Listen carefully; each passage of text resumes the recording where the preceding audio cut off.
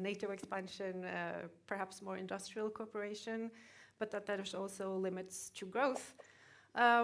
So speaking of resources, the foreign minister, he received a question regarding deep sea mining. Do you have any? I think the Conservative Party also was in favor of deep sea mining when that was voting. Yes, I had a meeting this morning with the European Parliament on seabed mining. They are a bit skeptical, and my party, the Conservative Party, we were also very reluctant to go along with seabed mining. This is pioneer work, and we are also very concerned about that we do this in the right fashion, that we get all the knowledge that we need, the knowledge about impact on nature in the deep sea environment. We must have that before we go to extraction. So that's why we negotiated in Parliament to get much stricter rules and also to get Parliament to have more of a say when it comes to proceeding with seabed mining. So in the first phase, there will be exploration, and then Parliament will again look at it. Do we have enough knowledge to proceed? But of course, seabed mining, the minerals, they are a strategic resource. It is important that Norway keeps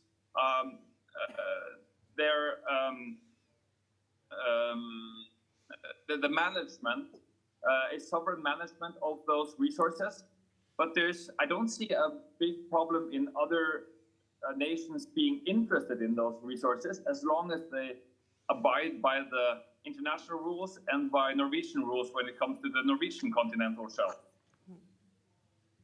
Okay, good.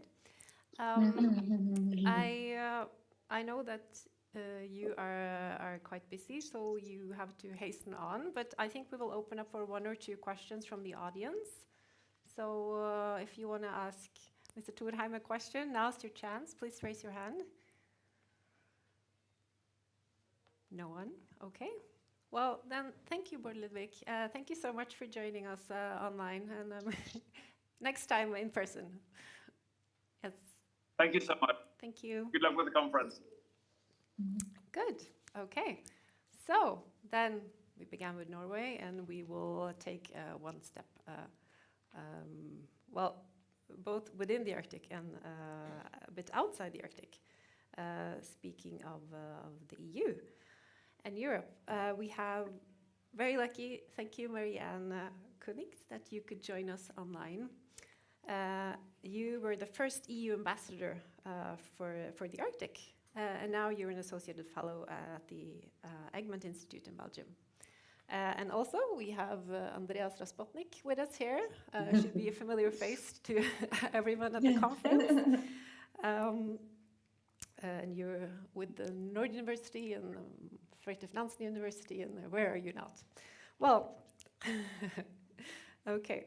So, as I said, some Arctic states are also EU members, but there are also EU states that are not Arctic states. So, Marianne, how would you say that the EU is sort of navigating this inside-outside position? Thank you very much, Iselin. And I also regret very much not being able to be there in person due to the storm. When speaking about the European Union, I would say that I would like to speak about the European Union, but also the individual member states. And when you speak about the European Union as such, the European Union is in the Arctic, and part of the Arctic is in the European Union, which means that the European Union itself is not outside. The European Union is also not nearby. And this, I think, is that has very important implications, because it means that important policies of the European Union, for example, also very strict rules concerning mining, environment, shipping, energy, name it, do apply to the whole territory of the European Union, and by extension, I would say also to Norway and Iceland. And we had a conference last December in Brussels, Arctic Futures Conference, and in all the panels dealing with the different key topics for the Arctic, we had representatives from the different regions, and they were all without any exception, highlighting and giving concrete examples how beneficial that programs of the European Union are for the Arctic and for its people. But European Union, Arctic is not only internal policy, is also external policy. But as you said, when you speak about Europe, European Union, it's not only the European Union itself, which has an Arctic policy, but you also have the individual member states. And there you have 3 member states who are Arctic states. Some of them, like Finland, extremely supportive to the role of the European Union in the Arctic. And then you have non-Arctic EU member states who are observers of the Arctic Council, also play a big role. Think, for example, about Germany and the Mosaic expedition that they had. And then you have another category of non-Arctic EU member states who are not yet observers. And here I would like to say a few words about Belgium, if you allow me. Because I'm working with the Egmont Institute in elaborating a Belgium Arctic strategy. Belgium has a very, very long polar research tradition. More than 125 years ago, the very first international research vessel, the Belgica, was in Antarctica. They had a Norwegian explorer, Amundsen, was on board. But it's not only a long tradition. Belgium has become last year the 24th member of the International Arctic Science Committee. Belgium participates, like Andreas, also Austria, participate at Arctic Science Ministerials. And we have a very brand new research vessel, the Belgica. It seems that there are only 5 in the world like that one, which did its first Arctic mission last year in Greenland and Iceland. So I just want to say that Belgium has not only a very, very big scientific capacity, but Belgium also, for example, have economic interests. Bart, he mentioned before, for example, seabed mining. Belgium have big expertise in seabed mining.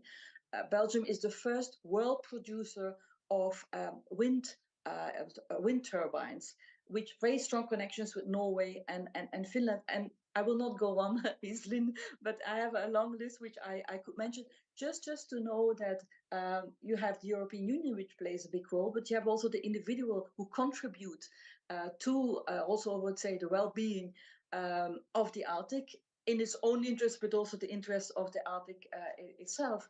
And a very final word, I would say that especially this role of non-Arctic state is not always very well appreciated or known.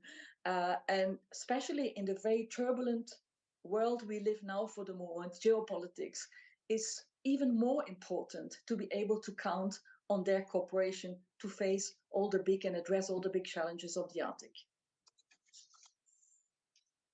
Andreas, do you completely agree, or do you have something to add? Say yes, Andreas. Say yes. And also, we only have, unfortunately, only one mic like this, so you will have to hold it. I'm so sorry. So I need a mic for Marianne to also understand what we are saying here. First of all, thank you very much for still being here with us. The role of Europe, the role of the European Union in the Arctic is always a controversial one for many people, from many perspectives, for many different reasons. For all those who have followed the big picture today, I think one thing was pretty clear, and has been clear for all these years, that the attention on Arctic matters is increasing. And it's increasing because of the people, the stakeholders that are joining us here in Tromsø or in Reykjavik or in Brussels or in Bodø or wherever for Arctic conferences. It's also increasing because media is and has always been for the last 10, 15 years discussing the Arctic and Arctic development in rather controversial, in other simplified matters. What I was lacking today a bit at the big picture session, and we discussed it then in the recap TV, was the outside affects the Arctic, clear, that is something we all agree on, but we discuss Yeah. less maybe of how the outside also affects or has an input or should not have an impact on Arctic governance mechanism, for example. And I think the European Union in that regard is always a prime case, and I don't say that because I'm doing research on it and I wrote my PhD on it, and the very idea of an integrated European Union is close to my heart. But the idea is really, as Marianne very clearly formulated already, the European Union has an Arctic policy. The European Union is in the Arctic for various reasons, for the reasons of the member states, for the reasons of having close cooperation with non-members, non-European member states like Norway and Iceland, because of their impact on trade, their research impact, their environmental impact, clearly straightforward. And for very few aspects, the EU is in the Arctic. So that is a controversial statement in itself, because some people would say, you cannot say that, the EU is not a national stakeholder, it's sui generis, as we say in political science, a stakeholder, so one of its own kind. The other controversial thing is, how is the European Union characterized by media? We talked a lot today in global, in the first big picture about media coverage, and it's not an EU Arctic issue, it's a general EU issue. The EU is a complex animal, a very, very complex political animal. So meaning the EU, I always say the EU is not simply the EU. It does matter if somebody like former ambassador says something about the Arctic, or it matters if a parliamentarian from the Green Party in the European Parliament says something about the Arctic, whatever it is, development of the Arctic, protecting indigenous rights. So, and in media, we often see that all these complex matters, for very good reason, because it's complex, it's a complex world, is simplified. And that is a great problem, it has been a great problem for the EU in the Arctic as well, because simplification does not often help this complex animal to be better understood. As Marianne said, the EU has a policy. The EU had a policy ever since 2008. And since 2008, this policy has been updated 4 times. It's based on 2 Arctic impact assessment, footprint assessment, as called in 2010 and one in 21, where the EU actually funded a research project to have a clear analysis of how and in what manner the EU has an impact on the Arctic. And I just want to highlight that since 2008, 4 policy updates, 2 impact assessments on the policy assessment. Compare that to Arctic and non-Arctic states if they have done similar things. I don't think you will find something similar. So for very clear matters, the EU has an interest in the Arctic. We can discuss what those are. I don't think it's that important at the moment. And they have a certain say in the Arctic because EU member states are Arctic, because non-member states like Norway and Finland, Norway and Iceland are closely connected. So competence, a very boring matter in EU terms, EU competence matter in the Arctic. And the problem then for the Arctic and this more global perception of the Arctic is really, when it comes to the EU and from an EU perspective, is policy in Europe, in Brussels, within the European Union is not per se always made for the Arctic. It's also made for Europeans. And then I always refer that to look at the audience of such policies. And the audience of the EU Arctic policy is obviously, as Marianne said, it's a foreign policy issue. It's to some extent very much a domestic issue, but it's not per se always for an Arctic audience. It's also for European audience. And if we look at Europe and how Europe in general sees the Arctic, then we might not see the same Arctic and the same ideas for Arctic development as we might see here in Tromsø or in other parts of Europe, talking about the very blunt, very controversial aspects of protecting or exploiting the Arctic. And we see that in debates of the emerging leaders, of young people, climate change debate. How can we protect the Arctic? How can we have a better transition when it comes from fossil fuels to renewable? And in comes the European Union, European Green Deal matters a lot to the Arctic. Does it per se always tackle the Arctic? Not at all. And things like that, seabed mining, blue economy initiatives, regional to regional cooperation. I don't know if you have listened today, but today there was an EU-funded program launched on Arctic urban and regional cooperation matters, one of the very first programs that brings Arctic cities closer together, not for the European Union to tell them on how they should collaborate, but for them to support the collaboration and hopefully have a lasting effort or lasting impact on Arctic cooperation. So again, it's a bit like a jump back and forth, but the idea is really the EU has an Arctic policy ever since 2008, very clearly outlined of why the EU is interested in the Arctic, based on 3 pillars: climate change, sustainable economic development, and enhancing multilateral cooperation in the Arctic.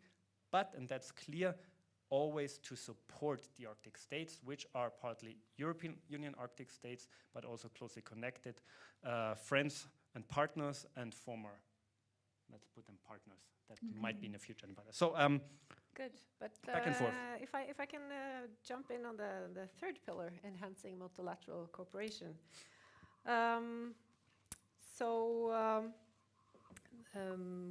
As I mentioned, like the geopolitical shifts, we know how Russia perhaps turning more towards China, and then we have the Western Arctic countries, if you will, and there was this pause with the Arctic Council in 2022, the Norwegian chairship, and which is now, trying to how the Arctic Council function. How is the EU viewing or dealing with the current geopolitical shifts? Andreas, you can go first. Again, I think 2 answers to that question. First of all, a European answer and the EU and the Arctic answer. I think the European answer is quite clear and quite difficult, because we have to look into Europe and how Europe is changing. Europe, the European Union, member states collaborating on a broad area of fields. I mentioned the European Green Deal. We saw, and Marianne knows more about as a foreign policy expert, working in the field, or has been working in the field of how the war in Ukraine also changed ideas of Europe maybe becoming more of a security provider for itself. And all these developments will naturally have an impact on the Arctic at some point, because of the close connection the EU has with the Arctic. So that's the one thing. And the other one is really the clear EU in the Arctic aspect. And here we have seen a constant emphasis and a repeating emphasis on supporting and enhancing multilateral cooperation.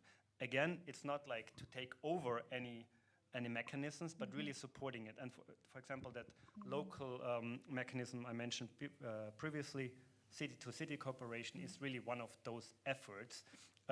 Again, here to support and here to, based also on the competences. We should not forget, and I know it's a very academic discussion, but the European Union is a union of member states.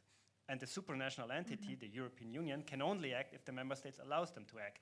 And in certain aspects, they can, fisheries, others, very on behalf of the member states. And in other parts, as security, it's still very much a member states a domain. And that's why I always say developments in Europe, in Brussels, in Paris, matters for the Arctic. And we should more closely look on what's happening in this world. And everything will change once you have joined the European Union. As you, as I mean a Norwegian. Good. Marianne, what's your take? Yeah, I really like everything that Andreas has been saying, convinced European, and also I think very clear in explaining the advantages of the European Union. You asked the question, Iselin, about the geopolitical turbulences effects also for the European Union, and Andreas mentioned already one. I would say that with the invasion of Russia in Ukraine, whereby Russia blurred all red lines of international law and rules and values, it had an immediate effect on the reaction of the European Union.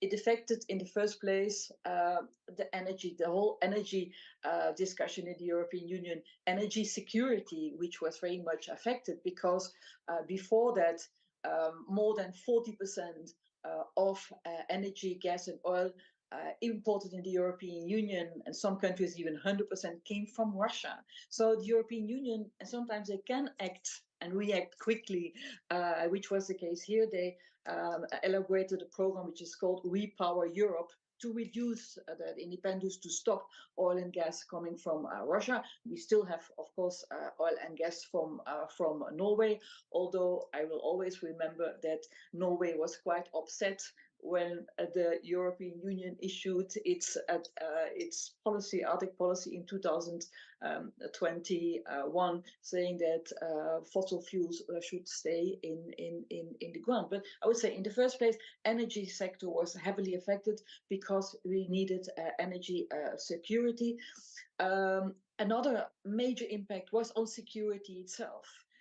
Where the European Union, and maybe not directly European Union as such, but the effect was that finally, I would say, NATO was waking up and getting an attention for the Arctic, and very positive development, the joining of Finland and hopefully soon Sweden in the NATO, because I mean, you only have to look at the map that the geographics here play a big role. And it was also mentioned at the big picture today that Europe really needs, or the rest of the world, more deterrence. And another geopolitical shift, I would say, is that there is a closer relation between China and Russia, which not necessarily might be, you would say, a bad thing, but it's something which is a worrying development, seeing that, for example, much closer cooperation between the two of them in the military field.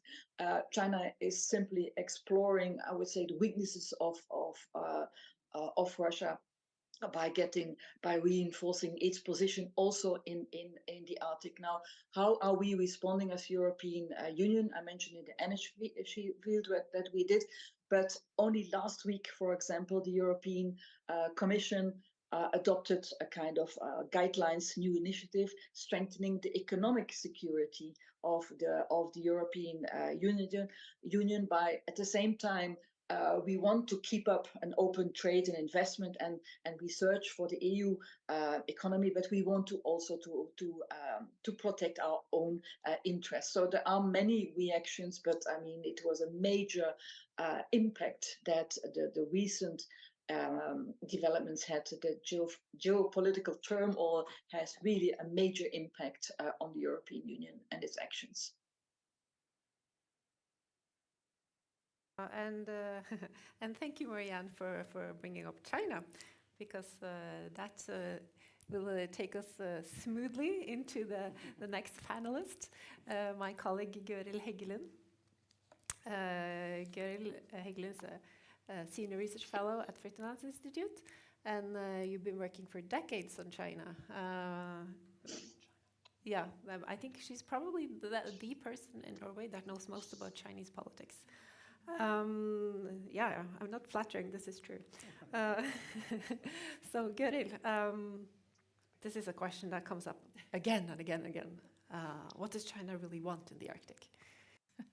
Well, thank you very much for that introduction. I'm feeling a bit embarrassed, but anyway, China's interests in the Arctic, well, there have been many questions around China's entry into the Arctic, and many, how should I say, well, media articles, you know, asking what are China's actual motives and what are China's ambitions in the Arctic. You know, now China is coming to take over the Arctic. I mean, many different types of media coverage about China's motivations in the Arctic. So just let us go back a few years and look a little bit at China's Arctic history first. I mean, not very long, but I mean, I won't speak very long about it, but just to remind ourselves that China is not really that new to the Arctic. Anyway, I mean, it signed the Svalbard Treaty in 1925. I mean, that was the Republic of China at that time, but and for a while, the Arctic was not so important, I think, for China and many other countries as well. But China's Polar Research Institute was established in 1989, and China established a research station in Svalbard in 2004. And also participated in international science, Arctic science, what is it called? The foundation, or another committee, I think it was called, yeah. So there are some, of course, many aspects of China's history, and also, of course, in 2013, a very important year when China became an observer of the Arctic Council. That was a milestone for China and other countries, including India, which we'll hear more about afterwards. But and then also the Belt and Road, the Polar Silk Road was included in the Belt and Road in 2017, and then came China's white paper, which is China's Arctic policy. It came in 2018. It has not been updated, as far as I know, since that time. But it kind of presents China's interests and. In the Arctic, putting together, I mean, actually, since climate change was mentioned already, you know, environment and climate change is actually the starting point for China's, you know, Arctic policy and the white paper. Also because, you know, global climate change is happening in the Arctic. The climatic changes in the Arctic also impact on China's own climate. So, of course, in that sense, both the global climate change and also environment and China's own climatic changes are important in that sense. China has also research vessels carried out research both in Svalbard and other places in the Arctic with its snow dragon. So you could say, I mean, China also, as other countries, have interests in the Arctic. I mean, it's natural. I mean, it was mentioned before in the big plenary today that, of course, China, I mean, not China, but now, I mean, before the Arctic was more of like Arctic states, interests of the Arctic states, but now countries like China, India, and others, and actually at the same time as China was became an Arctic observer, Arctic Council observer, other countries like India, Singapore, South Korea, even Italy, I think, at the time. So, you know, there is a global interest in the Arctic, and China is one of the countries that has interests in the Arctic. So that is a short answer to your question, Iselin. Thank you. And you mentioned Arctic Council observer status. And I know that you actually researched sort of China's activities and engagement with the Arctic Council. So can you share a little bit about your research? Yes, of course, but before that, I forgot, of course, to say that, of course, China is also interested in, I mean, a lot of other topics that are mentioned in the Arctic. I mean, it's Arctic policies like shipping, for instance, you know, and other tourism, environment. I mean, there's a whole bunch of other issues, economic issues, resources. So those are also mentioned, of course, in China's white paper. Well, about the Arctic Council, I think after China became observer status, it has contributed to working groups, different working groups. China has a very strong scientific community. So many of these working groups under the Arctic Council, you have Chinese participation. You can, I mean, in the Arctic Council, I mean, that's for the Arctic states can make decisions, but observer states can largely participate. You know, scientists can participate in the different working groups, and we do see that. Many of the topics that are, you know, researched in the Arctic, on mercury, for instance, black carbon. I mean, all of these are quite important also for domestic Chinese environmental, you know, policy making. I mean, these are all challenges also for China. So I think, you know, there are some really good synergies between, you know, what China is doing in the Arctic Council and the working groups and, you know, what's happening in China. Also, it's a way to sort of bring both knowledge from China to, you know, into the working groups, you know, to contribute there, and also the other way around. You know, we bring some of the, how do you say, the knowledge from Arctic research into China's own domestic policy making. So I think, you know, it's a win-win situation in many ways. And, as been mentioned before a couple of times, not only in this panel, Russia and China. Yeah, that's the that's the new duo, or is it? What's your take on the Chinese-Russian relationship? The Arctic. Well, it's a big question. It's probably not easy for me to respond, but I can try a little bit. I mean, we know that, as I mentioned, there were some in the Arctic, I mean, China's Arctic policy and white paper, you know, energy, of course, is one aspect. And China and Russia has had a long-term collaboration in the energy sector, and especially Yamal, LNG, liquefied natural gas.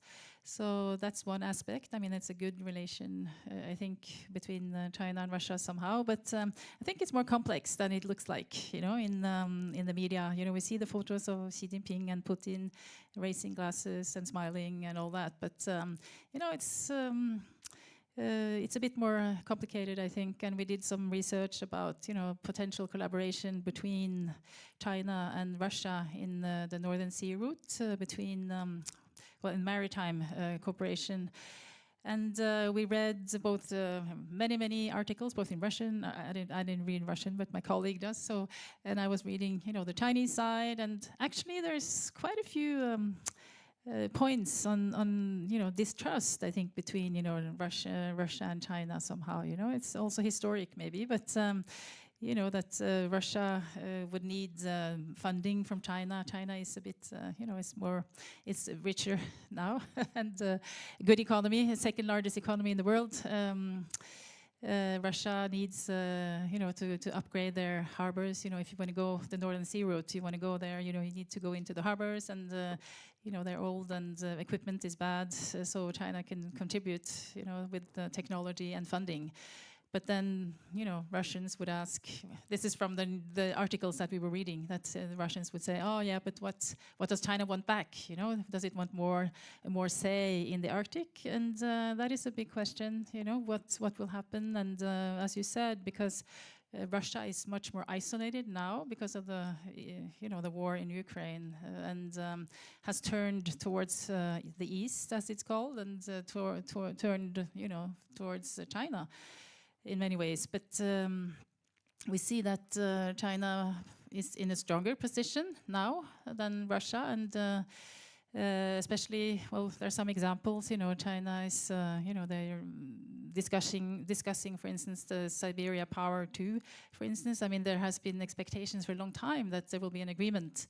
And every time Putin says, yeah, now, you know, it's going to be an agreement on this new pipeline of gas between China and Russia via Mongolia. But still, nothing's really happening. So, well, it's been interpreted as, you know, that China is on the strong side, you know, that bargaining between, you know, has a bargaining strong role vis-a-vis Russia. So, yeah, so it will be interesting to see what will happen. I mean, Russia has also, the Russian Arctic ambassador, I suppose, he has spoken about inviting the BRICS countries, for instance, to do research in Svalbard, in the Russian side there, and also, of course, has also mentioned that China and Russia could collaborate, strengthen their collaboration in the Arctic, also in the Arctic Council. So, I mean, that could be also positive in some ways, I think, you know, bridging maybe a little bit between China and Russia and into the Arctic Council, as, you know, due to the really difficult situation. And I was mentioned before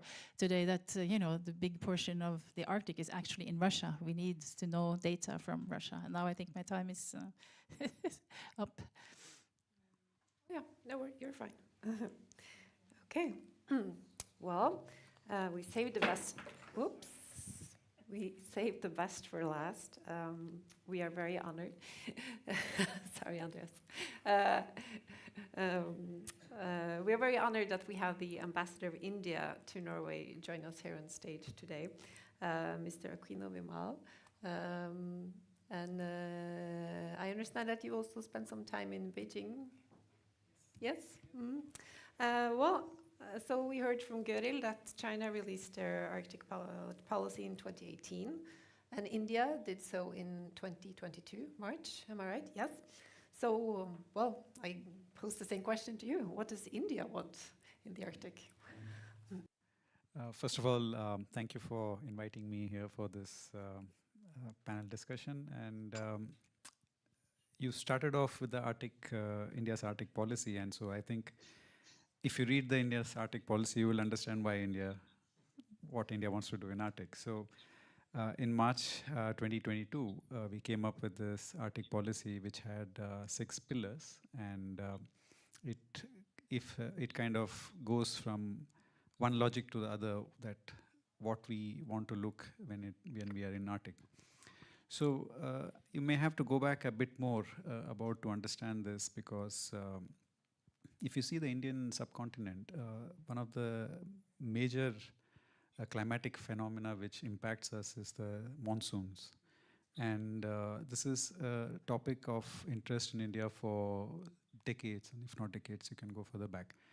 And any impact on monsoons may affect the population, which might be more than double than what is there in the entire Arctic region.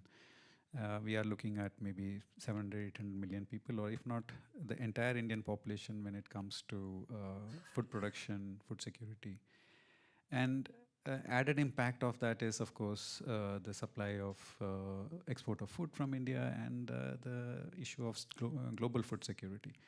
So for the scientific community in India to understand any impact, it is very critical. And that was also the reason why we got into a lot of research when it comes to the polar region. So we started off with the Antarctic, and we set up our station there, and we're doing all the physical, biological, biogeochemical, and all sorts of research which is involved. And the logical conclusion also was to see the impact, what happens in polar, because if you see, and I mean that's what I was told, that the impacts which happens in the tropics when it comes to the northern hemisphere, it has a direct correlation of what happens in the polar region, in the Arctic region. And this is something which has been now proven, and beyond doubt about the impact of changes which happens in the polar region has an impact in the way the monsoons develop in India. So this was actually the first pillar of our Arctic policy, to understand the science and do more research on this aspect, and which resulted in we setting up of or rather starting the first Arctic expedition in 2007, and which was subsequently followed by setting up of our Arctic station in Ny-Ålesund in Svalbard in 2008. And since then, there has been regular expeditions which have been happening, and so far we are doing the 15th one now. And initially we were doing 6 months, but now since last December, we have started now almost round the year presence in the Arctic station. I mean, one element I would say is that close to 400 Indian researchers have gone through this and doing research, and more than 160 publications, and I'm quite sure more than close to 200 projects which are happening in this region. So it shows the kind of seriousness we give to the research component. It's important for us to monitor, understand, and then also accordingly take measures. So that's something which is very critical for us. The second which comes, of course, is the much of a global issue rather than just an India issue. It's about the climate and the environmental challenges which come because of the melting of sea ice, rise of temperatures. These have, of course, impacts which goes far beyond any geography. So one can, it may not be fair and it may not be proper actually to distinguish Arctic and non-Arctic kind of a narrative, which is, now I see all the panelists very happily doing that. But I mean, if you look at what we are trying to do in Arctic, not we as India, but as, we as an international community, we are not looking at something very territorial. We are looking at science, we are looking at environment, we are looking at sustainable development. And if that is the motive, I think one shouldn't be questioning what one is doing, but rather we should be seeing how we can use everybody's expertise in moving forward in these important issues, because the impact which it causes to rest of the world is something which maybe a person living in Arctic may not realize, but it has an impact. I mean, you have an impact in the tropical weather climates which is happening, and it will have an impact in the livelihood of those people, and which naturally brings a stake of those people in these issues, and which is important that others or other people in the Arctic realize that it is quite serious for others. And if we have unseasonal rainfalls and we don't understand that and we are not able to predict that, it can cause enormous damage to the economy. And that's, of course, that brings to the third pillar, which is there in the Arctic policy, is about economy and human development, because when it comes to Arctic, one can see that the melting is causing new realities which is coming up in the Arctic region, whether it's about the sea routes, northern sea routes which is opening up, or whether it's about resources, whether it's oil, gas, minerals, or it also brings opportunities with that, whether it's about shipping or shipbuilding or polar class vessels. Or for us, if you look at in this context, a very critical element is also the seafarers, because if you look at the global seafarers community, Indians are, I think, third or fourth, if I'm not wrong, and they supply all more than 10% of the global seafarers. So it's also important for us that they are trained how to handle polar climates and the channels and how to use these routes. Over a period of time, of course, we have also developed expertise, and one can say whether it was the satellite our space projects or use of different satellites. We have also got very actively involved when it comes to the cartography of these regions, and we have been doing that with the help of a lot of partners internationally. So there is definitely a whole lot of aspects when it comes to polar or the Arctic and India, where we fit in.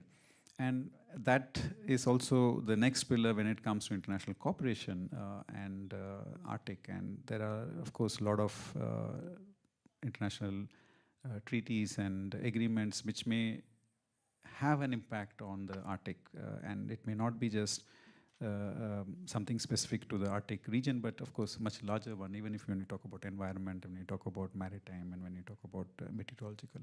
So all this have an impact, and we realize that, and we're also actively contributing to it. Here, I would like to add that many of the research and efforts which we have been doing on these issues, it comes back in terms of strengthening international cooperation in all these issues, because research which is done in us and which is being done in maybe other countries, it can help each other. We can help each other in terms of what the findings are, and many of these are very difficult to do research, and many of the countries struggle with resources. And I think one of the best thing in Svalbard is that there is this whole intention of sharing of resources and sharing of experience, and that has actually helped us also in the Himadri and our observatories which we have there. And I would say that we have been focusing on international cooperation a lot when it comes to these, and many of our projects are being done in collaboration with others, and especially thankful to the Norwegian Polar Institute, who have been kind of very supportive of all our efforts here. So I would say that for us it's important that we continue monitoring and do the modeling of what's happening here. We follow the developments which are happening here because of its direct impact. And we are also very open and collaborative in all these efforts. So a long answer to your short question. Good. So just maybe if we could have a slightly quicker answer or a shorter answer, because Russia doesn't only mention China. It's also sometimes mentions India as it's part of the BRICS. And do you have any insights for us on Russia-India relations? Russia-India relations in what context? In Arctic? Yes, and how the larger relation affects the Arctic, or is there no Russia-India relations? If you look at the Arctic for us, I would say that for us, we have been doing a lot of collaboration when it comes to Arctic with Norway because of Svalbard, and that has been particularly helpful when it comes to all the research which we are doing. We have been also collaborating with other countries like Canada, where we have been collaborating with them with their research institute there. With Russia, we have been collaborating when it comes to the research vessels which they have in the icebreaker class, and I'm quite sure there will be a lot of other collaboration which will be there. I'm not based out of Moscow to understand all the details of that, but one I can tell you is that I think we are approaching Arctic from a very collaborative and participatory mindset, and if there are some things which can be done from a very scientific and sustainable development manner, or something which can have a larger impact on the global issues, I think we should be collaborating, and this is perhaps one area where we should understand the global impact of what's happening in Arctic and look at it from that perspective. Okay, good. Yeah. That concludes my prepared questions for the panel. And I hope you haven't fallen asleep, but it looks like you're still awake. So I really hope that that you have some questions or a comment. No? Yes, we have a... Yes, one in the back, please. And also if you could... Oh, Marianne, did you have something to say? Yes, but you can take maybe the first question. I would like to say something about the role of observers in the Arctic Council. Oh yes, I was because also... it's a bit it's linked a little bit what Andrea said before, that at the conference today there was not much talked about the role of the outside in the Arctic, and I really would like to say a few words about the role, if you can call it the role, of observers in the Arctic Council. But if you prefer to take first question, I have no problem. No, you can go. I was going to give you all a chance to give like a round of comments, but please, that's very valid. Please go ahead. I might then skip that part. I said that I will start with a commentary that I read last year from Andreas Osthagen, which was entitled "The 5 Misconceptions in Arctic Security and Geopolitics." And one of the 5 misconceptions concerns governance means more than the Arctic Council. And what he says, the Andreas, in his commentary, is very much linked what today at the plenary meeting Professor Young was mentioning. And Andreas specifically says that if you examine governance in the Arctic, and governance meaning a way to address problems, then there are other institutions like UN Law of the Sea, Polar Code. He mentions explicitly the European Union, or bilateral agreements between Arctic states, that they have a much more impact and far-reaching in terms of dealing with Arctic-specific problems. And he adds to that it does not mean that the Arctic Council is irrelevant, but it's a piece of the larger Arctic governance puzzle. And these words were also used today in your conference by Professor Young. When you specifically look at the role of observer states in the Arctic Council. Now, when I was EU ambassador for the Arctic, I represented as an observer. The European Union has a de facto observership in the Arctic Council. So I was there with the other observer states participating at the meetings of the Arctic Senior Official Council meetings. And you cannot speak there of a role of the observers, because the observers sit at the back of the room and can sit there and listen during 2 days all the speeches which are being given. Of course, and that was mentioned in your discussion here already, the experts and also the European Union experts, we are represented in 5 of the 6 working groups of the Arctic Council, participate in the debates and also funding. The European Union, for example, funds a program on black carbon. There has been stronger voices in the past and also more recent to give a more significant role of observers in the Arctic Council. And this should not mean that necessarily you should change the rules or the statutes of the Arctic Council, but a more inclusive attitude of the Arctic Council towards observers would also to have, for example, discussion on non-technical discussions would certainly be a big improvement. Now, my reading is, why is this strong, or often a strong resistance of Arctic states to give a bigger role to non-Arctic states, to observer states? And my reading is that it's mainly linked to China, because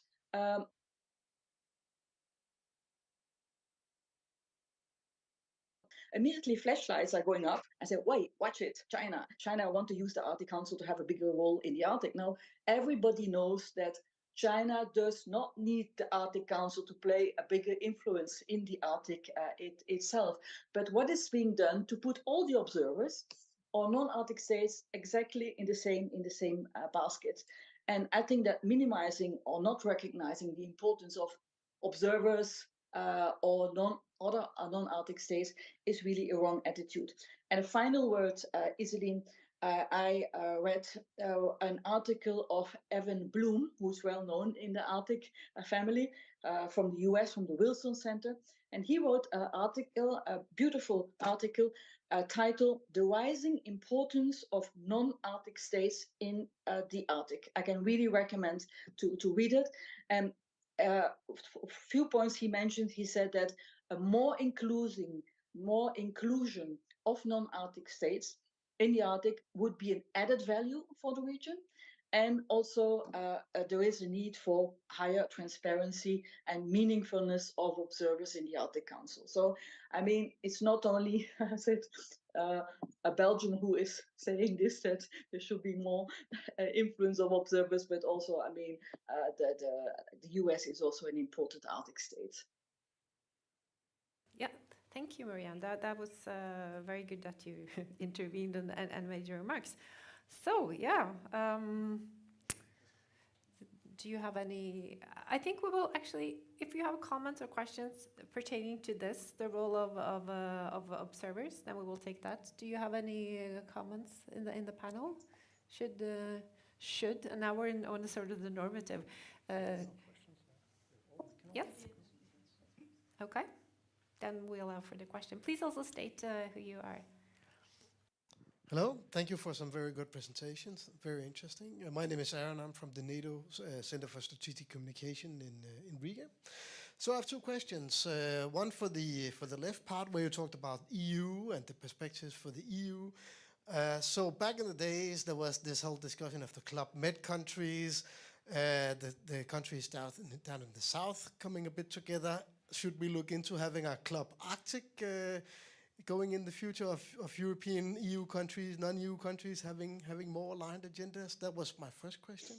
And my second question is to the Indian ambassador. Thank you very much for being here and giving your perspective. We have talked about, and we do talk a lot about in Europe, about the Chinese-Russia and collaboration and what that means. But what is the view in Delhi on this?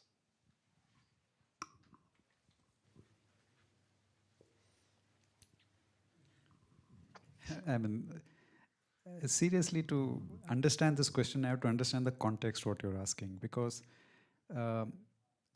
when you look at what we are doing in Arctic, as I mentioned to you, the focus has been science, and focus has been on research. The focus has been on climate change and the impact which is having on India. So when it comes to such kind of topics, I think we have a good understanding that there is a need for strong international collaboration, and there is a need to see what we can use from whoever is able to do research and who is able to share information and able to work on these issues.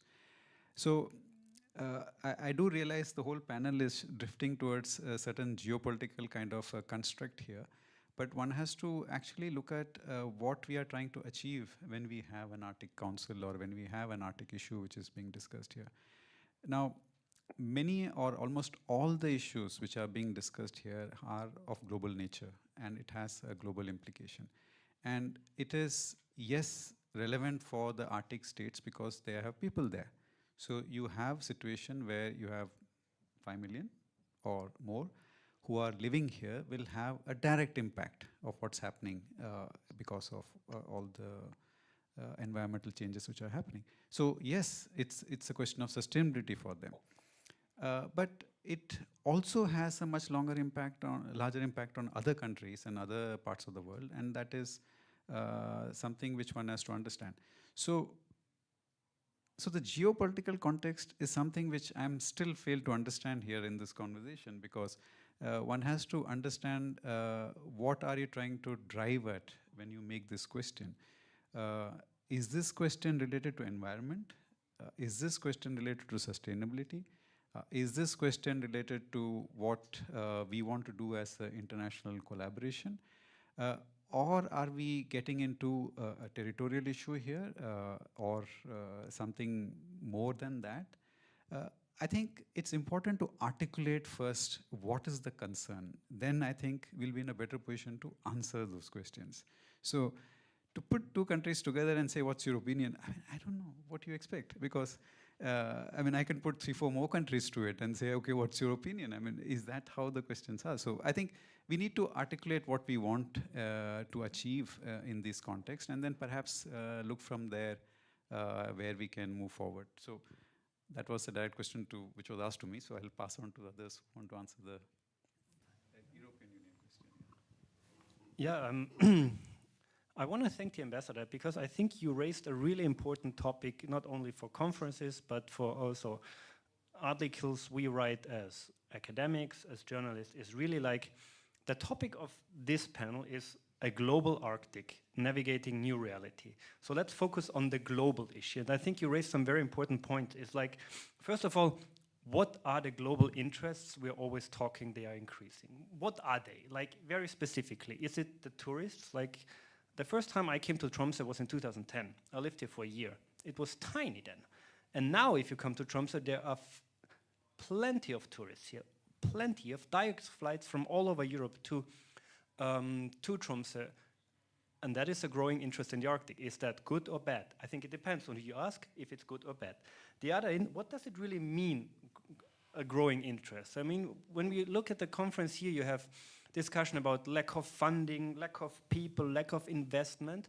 Is a growing interest in the Arctic helping that or not? So there are a few things I think we always need to take into account when we are at conferences, when we are at panel, that what are we really talking about? And the same also relates to what Gerrit said about, we see pictures on media, we see two people shaking hands, and then we immediately conclude that will be the future of the Arctic, that is never negatively affecting the Arctic or any other region in the world. But it's really a matter of the action that is following or not following. So the question is really, I think we need to be very nuanced in all this. And of course, a nuanced focus, the complexity is sometimes difficult to convey in an article, in a newspaper article, in a conference like this. But I think it's important in the discussion. And one question that I think then relates also to the EU question you had is really like, the Arctic becomes more globalized. We see a more global Arctic. On the other hand, what we also see in this conference, and maybe also in the last few years, is on the other hand, the Arctic becomes also more regionalized. So you have more and more actors from the outside that have an interest in the Arctic, but you also see more and more efforts by Arctic states to cooperate more closely in the regional and local level. So not on the state level, Arctic Council and whatever governance mechanism you want to discuss about, but it's really more about these local efforts. And both the globalization and the regionalization can go hand in hand. They should go hand in hand. And in comes now what you said about the European Union.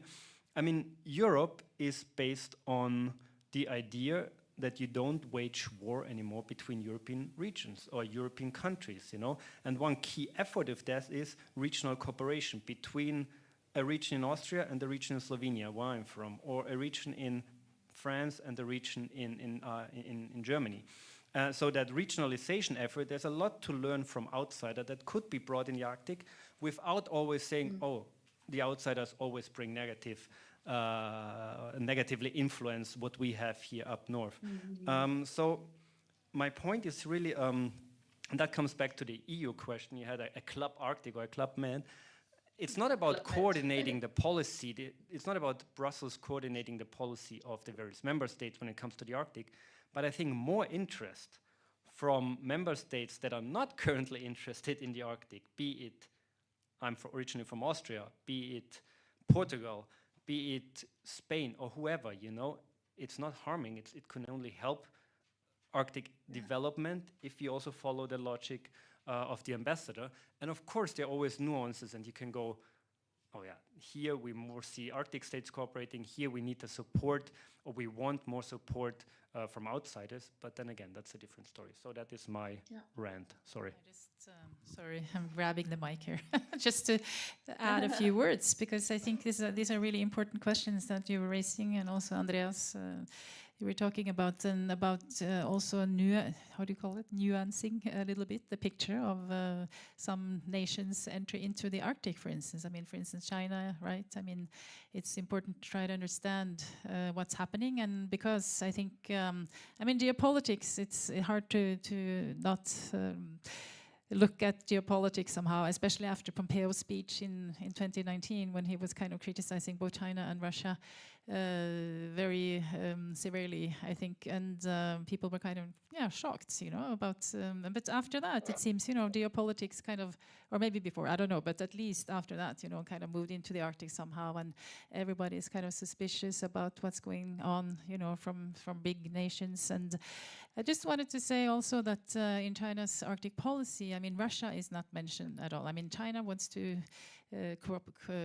cooperate with other nations, as you also mentioned. You know, India also wants to collaborate. So I think, you know, this is a point. I mean, it's not that China needs to collaborate with Russia actually, but of course the situation is what it is now, and China has to, you know, deal with a big neighbor there. And actually, I think China, I mean, I cannot be sure, but I think that China is cautious about its actions also with Russia. I mean, we have seen for the Northern Sea Route, for instance, in 2022 and 2023, we have seen hardly any transits by Chinese COSCO, you know, the state-owned shipping company. And I mean, it's related to China's war in Russia, in Ukraine. That's not China, sorry, Russia's war in Ukraine. So I think, you know, there's some, we have to be careful about, you know, making assumptions about, you know, what countries' motives are around in the Arctic, including in the Arctic. Yes. Marianne, did you have a comment to the question? You referring to me, Iselin? Yes. Do you also want to comment on the Club Arctic question? Yeah, I cannot grab the microphone. I would love to grab it. I would like to reply to the Club Med question, and also in line what Andrea said, that my experience as a EU ambassador for the Arctic is that there is a very strong interest also from several southern countries in the European Union, of which you have at least two. You have Italy and Spain are observers of the Arctic Council. And I have been invited in conferences during that time in Spain, and 3 times in conferences in Italy, and specifically Italy. Italy has its education system where you have universities, you have some studies specifically on the Arctic. So they are very active, I would say, like most of the non-Arctic states in the European Union on science. They participate, including Portugal, at the Arctic Science Ministerial. So it's not only a club, I would say, from the northern side. And then most of these countries do not have Arctic infrastructure where they could do research. And here the European Union comes into play by putting in infrastructure like icebreaker research vessel at the disposal with its major research programs, so that these countries, in Spain and Portugal, they do participate then in these programs. So I would not say that you have different clubs in the European Union. You have a big also interest and engagement of southern countries. And the very last point, what Andreas mentioned, I'm glad that he mentioned it, that the cooperation is particularly strong when I speak about the European Arctic on local and regional level. It's no surprise that the European Union has now presented this initiative to connect cities. But if you would organize a panel with representatives of North Sweden, North Norway, North Finland, and you would organize a panel, and you would ask, and I asked them that, is this cooperation of the European Union beneficial? And they said, well, I said, can you mention some examples? They say, well, we can send you a book. And it said, it's thanks to the European Union that they work closely together. And I think this is a very, very positive development and very strongly supported by the European Union. Thank you. I think actually that was the side event that you hosted this morning, right?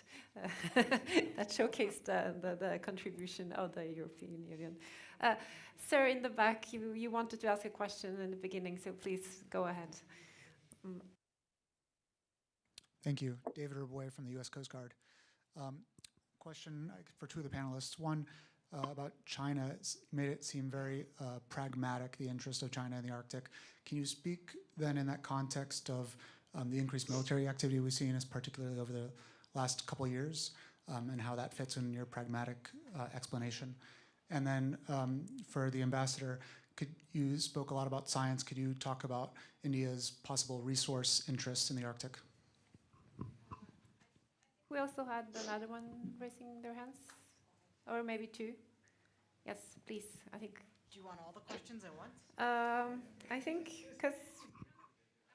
Okay, my question is, when is there enough science to drive policy? And I'm curious about that because the Arctic Council was built as this kind of international collaboration capability. And so if we integrate in more entities into it, is there a tipping point in which we get to all of these countries agree on the science, therefore we can have international collaboration and policy?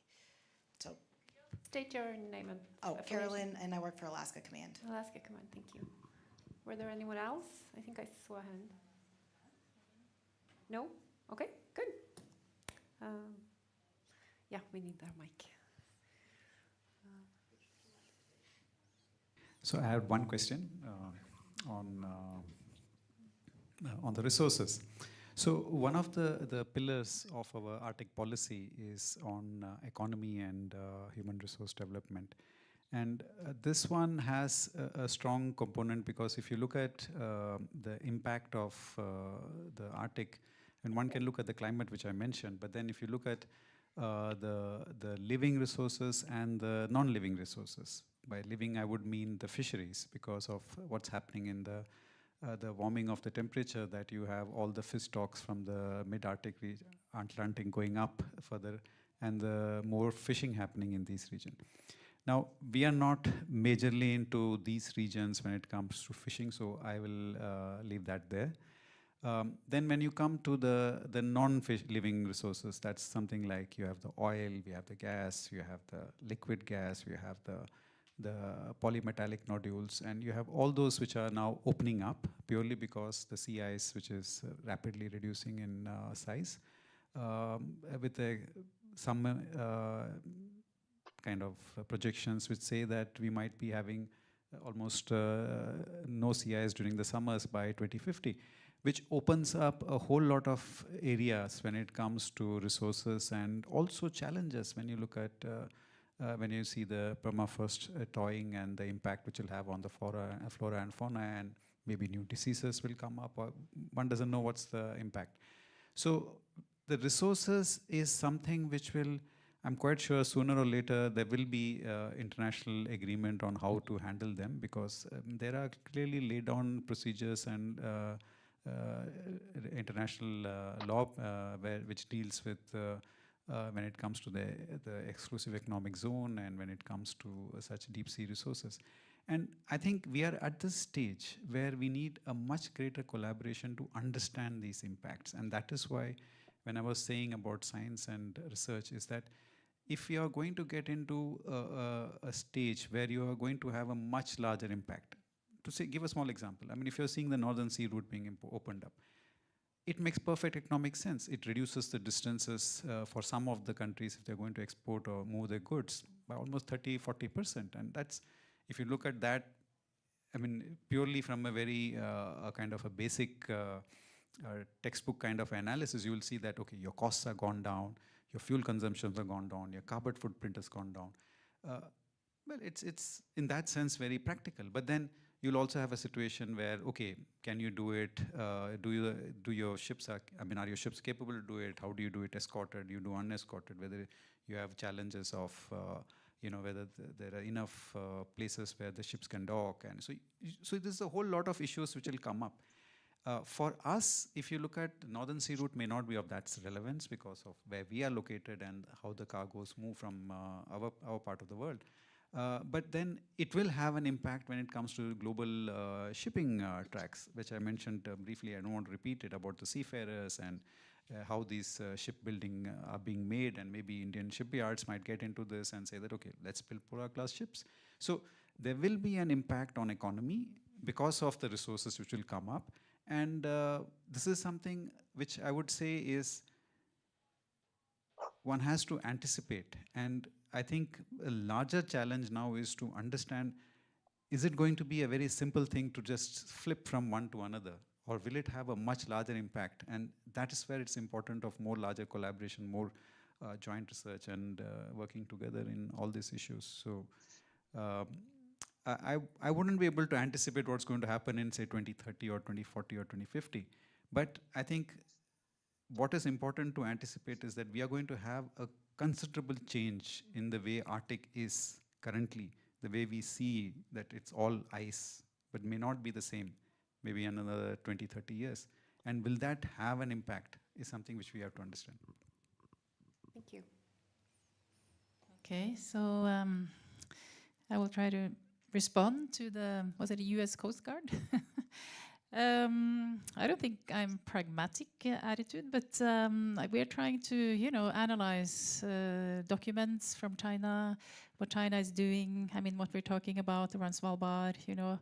We do know that I'm not a military expert. I'm not really studying the military texts, but we are studying other policy documents that China has, the 5-year plans, you know, for transport. China wants to become a, you know, a maritime state and all that. And we do know that, of course, that China and Russia has entered into a memorandum of understanding for Coast Guard cooperation. But I don't know. I mean, I see this also in the light of the current geopolitical situation in a way as well. I mean, China, maybe not, I don't know. Does China want to move even closer to Russia? That is a question that I cannot answer. But I think, as I mentioned before, I think there's some cautiousness on the part of China also to be maybe too close to one nation, I mean, including Russia. So we will have to just see. I mean, with a weaker Russia, will China take you know, advantage of that opportunity to become stronger or getting a stronger, different foothold in the Arctic, including, you know, military aspects? We don't know. I mean, that's for China to respond to. But I'm just saying that, you know, what we are studying, it doesn't give it gives us a different, you know, a more you know, that China plays so far a moderate role in the Arctic that we have seen so far. And normally, I mean, not normally, but in 3 areas, basically. It's mostly in research and on shipping, and on energy, of course, is the biggest sort of area where China is very active on LNG. So cannot answer your question so well, sorry, but maybe someone else can say something, but yeah. Okay.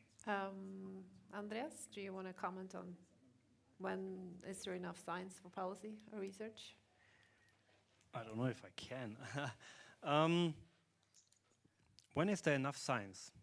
Is that a provocative question you want to answer? Have answered. Obviously, there's never enough science because we always need. What did the foreign minister say today? I like that. Fakta er makta. So facts are power, you know. It's all about power. And I'm please, if I go the wrong way, let me know.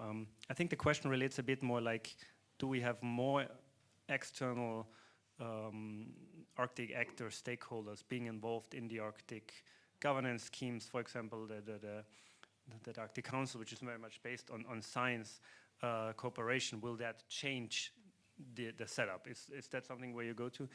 I think it's the question is obviously a rather complex one because we first need to agree on a common definition of science and scientific facts. But if we do that, and then agree that more science is needed to understand how the Arctic affects the rest of the world and how developments in the rest of the world also affect the Arctic, then I would always say we need way more science. And particularly from the perspective of this panel, when we talk about the global Arctic, if we really look, if we cut out the Arctic and just look at the global, and how do we, I often find Arctic conferences of all these years a bit lacking. How do global developments really affect the Arctic? And for example, your the example of shipyards in India, you know, I mean, that is a big global development, a very tiny pillar or a tiny thing, but it has a huge global impact. How will that affect the Arctic? And there are so many examples out there where we have rather, I wouldn't say abstract problems and answers to it, but like we often do not know how a certain global development, coming back, for example, to the European Union, the European Green Deal really affects the Arctic. But that is the science where I think we need way more in that global Arctic setting. I'm pretty sure it doesn't answer your question at all, but or maybe I conclude the foreign minister, Fakta Makta, no? Fakta Makta, I like that, you know? Marianne, do you have any comments to science? No, I fully agree with what Andrea said. I personally think there is no other file than the Arctic where science plays such a big role as for the Arctic. The Arctic needs science, or politicians need science to base their decision upon. And science is extremely strong in for the Arctic, and also international cooperation, which has been mentioned here. And I refer once more to a very not an inclusive, but a very not an exclusive, but a very inclusive club, which is the club of the Arctic science ministers, where the science is directly at the same table with the policymakers and the indigenous peoples, because we cannot forget the indigenous traditional knowledge, which is important as well. And actually, Anna, I'm going to take the prerogative of the moderator and comment on this as well. It concerns deep sea mining, and my personal conviction is that, I mean, we should not do it. In Norway, the parliament passed that, you know, a first step towards sort of allowing this. I'm a social scientist myself, not a natural scientist, but last year I participated in an internal workshop with lots of natural scientists and different people with the knowledge about deep sea mining. And one person, when she was giving her presentation, she said something that researchers never say: we do not need more research. This is a bad idea. Yeah, and so I guess sometimes the problem is sort of getting across to politicians as well. Yeah. Well, everyone, in the interest of time, I think we're going to stop here. Thank you so much for sticking it out to the very end. Give our panel a round of applause.